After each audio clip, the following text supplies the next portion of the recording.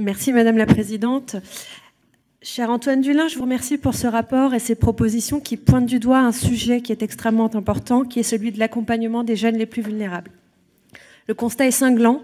Alors que les jeunes sont parmi les premières victimes de la pauvreté, avec 1 jeune sur 5 qui vit sous le seuil de pauvreté, la situation est plus grave encore chez ceux qui sortent de l'aide sociale à l'enfance.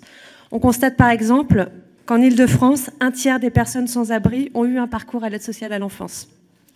Parce que ces jeunes, souvent socialement très isolés, se retrouvent clairement pris au dépourvu à la fin de la période de leur prise en charge. À 18 ans, pour la plupart, ils se retrouvent confrontés à une vie et une autonomie à laquelle ils ne sont que peu préparés alors qu'ils ont moins de ressources, vous l'avez dit.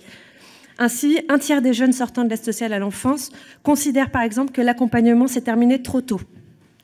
Ces ruptures, ce sont un des grands facteurs générateurs de la pauvreté dans notre pays et c'est donc un axe de travail majeur puisque l'on connaît les difficultés à sortir de la pauvreté.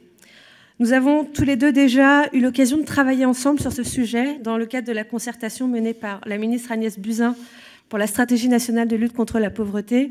Et je suis très satisfaite de retrouver dans vos propositions un certain nombre de leviers que nous avions pu identifier ensemble avec les acteurs de terrain et les jeunes concernés. Je souhaiterais attirer votre attention et avoir votre sentiment sur 2 enjeux qui me semblent particulièrement importants. D'une part, avez-vous réfléchi à des outils pour mieux repérer les jeunes en situation d'exclusion? Et en particulier, je souhaiterais plus concrètement connaître votre avis sur le rôle que pourrait jouer dans cette optique le service national universel. Et le deuxième enjeu sur lequel je souhaiterais attirer votre attention, mais vous en avez parlé, c'est celui des mineurs étrangers non accompagnés. On en compte environ 8 000 qui sont pris en charge chaque année par l'aide sociale à l'enfance et ils représentent environ 8% des mineurs placés.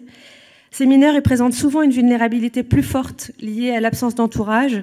Et d'après certaines études, plus d'un mineur non accompagné sur 2 a déjà dormi à la rue. Je souhaiterais donc savoir si dans le cadre de votre avis, vous avez identifié des pistes d'action pour mieux accompagner ces jeunes et leur permettre d'accéder pleinement à leurs droits. Je vous remercie. Merci. Bernard Perru pour Les Républicains.